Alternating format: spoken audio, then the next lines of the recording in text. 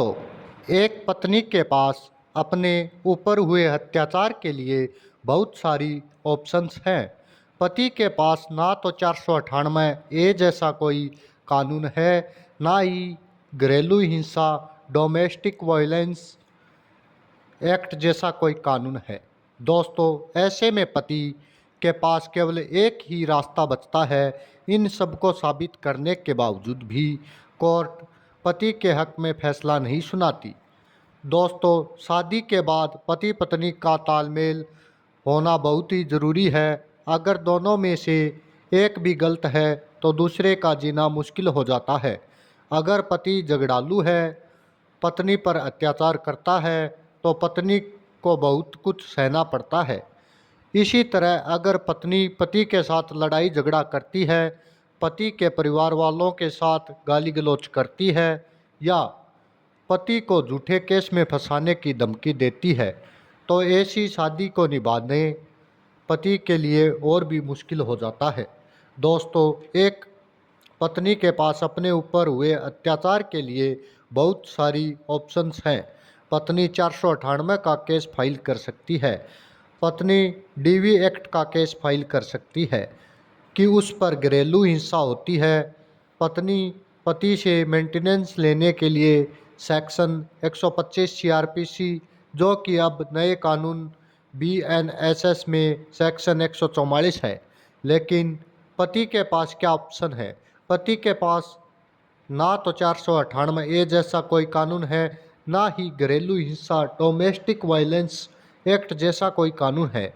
पति पत्नी के खिलाफ कार्रवाई कर सके, तो ऐसे में पति के पास केवल एक ही रास्ता बचता है और वह है अपनी पत्नी से तलाक लेने का रास्ता।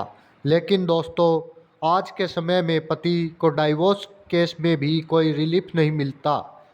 अगर पति केस में यह प्रूफ भी कर देता है कि गलती पत्नी की ही थी, पत्नी के द्वारा ही अत्याचार किया गया, पत्नी ही अपने आप से बिना किसी कारण से पति का घर छोड़कर गई, इन सब को साबित करने के बावजूद भी कोर्ट पति के हक में फैसला नहीं सुनाती।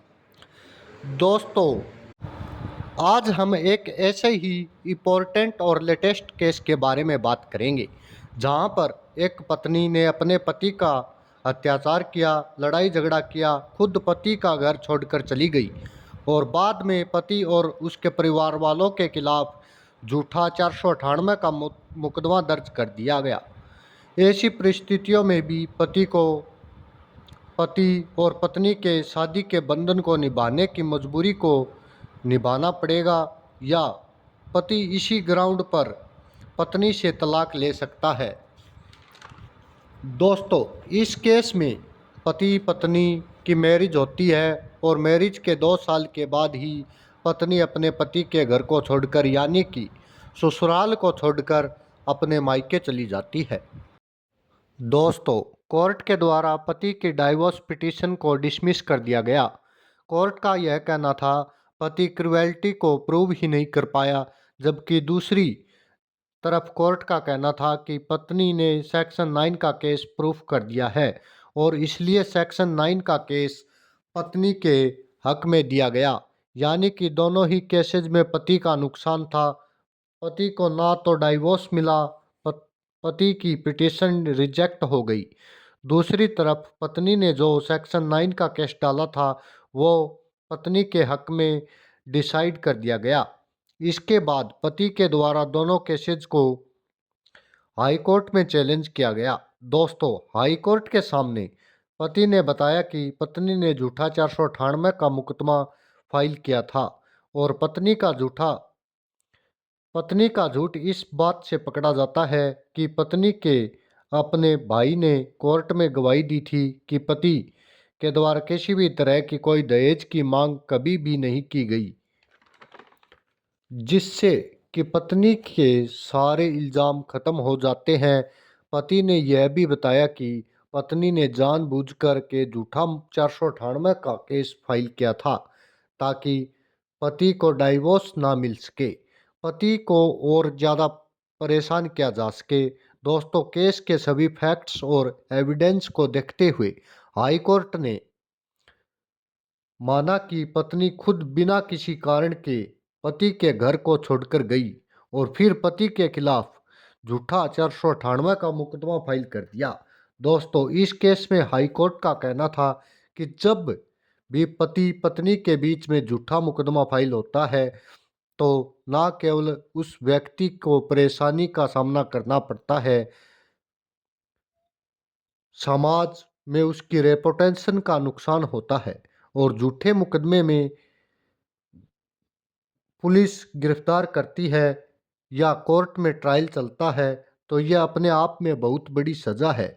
और मेंटली टॉर्चर करना, यह सब देखते हुए शादी को कंटिन्यू करना या किसी भी जोड़े को ऐसी शादी को निभाने के लिए मजबूर नहीं किया जा सकता है, क्योंकि दोस्तों इस केस में पत्नी के खिलाफ जो आरोप थे वो साबित हो चुके थे। ऐसे में हाई कोर्ट ने पति के हक में फैसला सुनाया। पति को पत्नी से डाइवोर्स दिलाया गया। जो नीचे वाली कोर्ट के ऑर्डर थे जिसमें पति की डाइवोर्स पिटीशन को डिसमिस किया गया था और पत्नी की सेक्शन 9 की पिटीशन को अलाउ किया गया था, उन दोनों को शून्य कर दिया गया। अगर दोस्तों शादी के बाद आपके पार्टनर के द्वारा आपके साथ अत्याचार किया जाता है, आपको झूठे और फर्जी केसेज में फंसाया जाता है ताकि आपको अरेस्ट किया जाए, तो ऐसी शादी को जारी रखना आपकी कोई मजबूरी नहीं है। आप इन्हीं ग्राउंड्स के बेसिस पर अपने पार्टनर्स से तलाक ले सकते हैं, जैसा कि इस केस में हुआ। धन्यवाद दोस्तों, चैनल को सब्सक्राइब व लाइक ज़रूर करें।